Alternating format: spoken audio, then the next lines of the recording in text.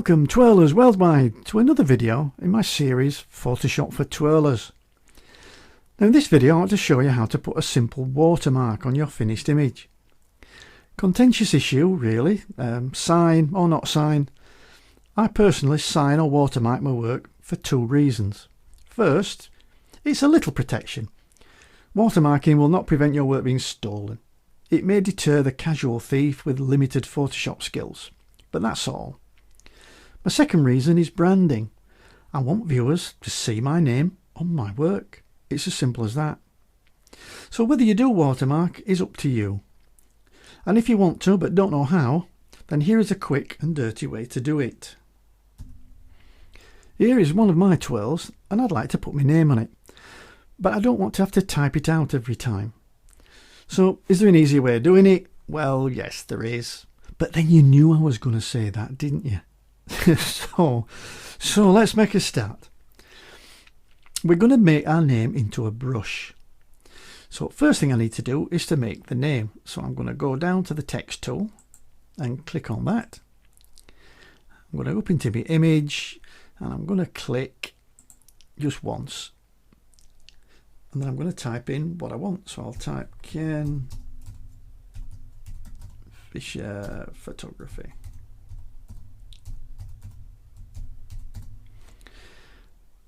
And I'll just drag it into the middle. And you can see we can select from a lot of different fonts. I've just chosen for this one the brush script. It's a little bit small, so let's just make it a little bit bigger. We'll say take that up to say 18 and just move it around. That's not bad. And I'll press the enter key to accept that. So now I've created my little bit of text. So now I've got to turn that into a brush. Well, what I need to do first is turn off this background layer. So I click the visibility and it just turns that off so I can't see it. I'm now going to go across to the marquee tool, which is this rectangular marquee tool. Click on that. And then I'm going to go in and click and drag a marquee just round where the text is. And let go. Now the reason for this is I'm telling Photoshop exactly where I want to save, because all this round the outside is of no use, it's just empty. What I'm saying is this little bit here is what my brush is going to be. Okay, so I'm now going to go up to the edit menu and then I'm going to go down to define brush preset. And I'm going to give it a name, this brush. I'll call it, say, Ken Logo. And I'll click OK. And that's my brush saved. So now I can press Ctrl and D to get rid of that marquee because I don't need that anymore. And I don't need the layer anymore either. So that can go in the bin. And I can switch that layer back on again.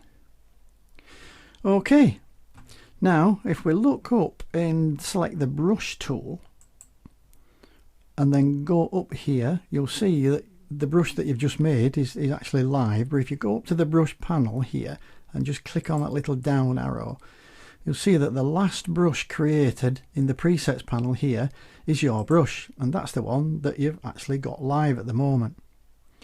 So I'm just going to click on the neutral area up here just to close that dialog box down.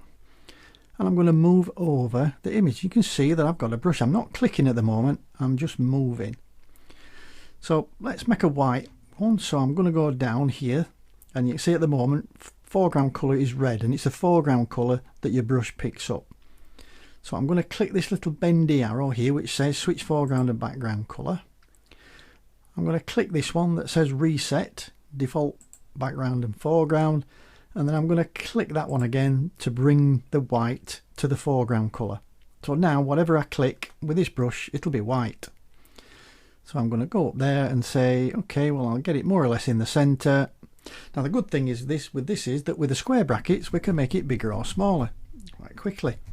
So if you want it small in a little corner somewhere over here or down in the bottom here, you can do it. I'll just stick it somewhere there and I'll just click once. And I've got my logo. Now if you want to change the colour, you can do, but that's changing the colour of the brush. So I'll have to undo what I've done by going to Edit and Undo Brush Tool, or press Ctrl and Z. I'll go down to my foreground colour and click on that. Let's say I want a red brush and click OK. And then when I go back, I've still got my brush active, but when I click now, it will pick the foreground colour up, which is red. How cool is that? So that's it, twirlers. How to put your name quickly on an image by converting it into a brush. Now, if you want to learn more about Photoshop, please visit my website, kenfisherphotography.com, or my YouTube channel, Live Link Training. Thank you so much for watching. I hope you enjoyed it, and I'll see you in the next video. Bye for now.